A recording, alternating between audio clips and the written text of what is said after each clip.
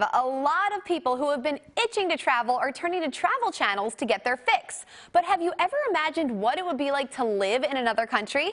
Ashley Bellman caught up with two YouTubers who took a leap of faith and are bringing their adventures to you.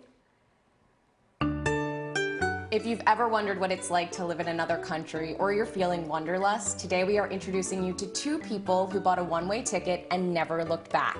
Now these expats turned vloggers are sharing what daily life abroad is like on their YouTube channels. First up, she's a British makeup artist who shares what everyday life is like on the Amalfi Coast with her over 100,000 subscribers. I was just walking home and I came across this lemon and I had to stop because it was bigger than my head. So Nikki, your videos are filling the travel void in my life right now, so much so. So for those who aren't familiar with your channel, tell me what it's all about and what people can find there. Well, I accidentally moved to Positano on the Amalfi Coast of Italy in 1999. My life was fairly interesting here, much more interesting than it was working in TV as a makeup artist in London. And I decided that I just wanted to share it with everybody. And I show you what it's like to live on the Amalfi Coast, what real life is like here. But I also like to open people's minds and show them that there's so much more to do in this area than the bucket list things that everybody wants to do when they come here. What is your favorite thing about living in Positano?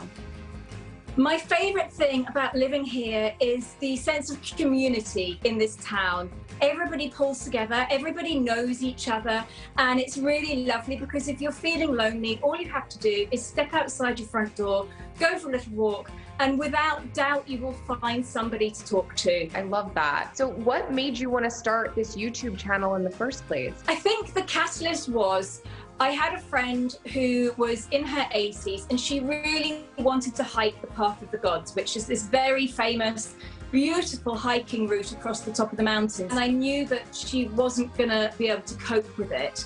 So I promised her that I would film it and I would put it on YouTube so that she could watch it and walk along with me. And that's really where it started, because that video got watched, I think something like 1,000 people watched it, and I was so surprised. And then from there on, I just thought there's a lot more I can share. So I'll keep going, and I did. So what is your advice to people who are seeking a change in their lives and want to live abroad? Think about it, and if you think that looking back on your life, you will regret not doing that one thing and not going to try living abroad, then do it, risk it. You've only got one life.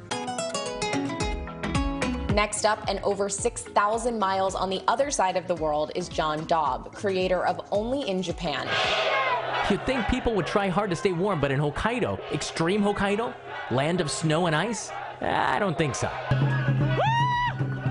Keep warm, baby! John, your channel is so unique and it feels like we're experiencing everything you're doing right there with you. So when and why did you decide to start a YouTube channel? It was after the great Tohoku earthquake, March 11, 2011. A lot of my foreign friends and a lot of people were leaving Japan. Travelers were not coming here at all. So I wanted to show what Japan really was, not just to me, but you know, to the entire world. So I made this YouTube channel as a way for me to connect my love and passion for Japan, and also to try to communicate some of those misconceptions that people might have. I've been here for 23 years and I still don't understand completely what's happening around me. It's that kind of mystery to everyday life that it keeps me on my toes, that makes me fall in love with this country. So once the world opens up again and we're allowed to travel, why should Japan be one of our top destinations? A lot of my viewers that have come to Japan end up repeating, and they come here not just once, they come here 4, 5, 6 times. And each time they come and explore a different region of Japan, they unlock another side to this country. I like to say everything that you're looking for in a trip is here in Japan. And as long as you're with me, you are in Japan.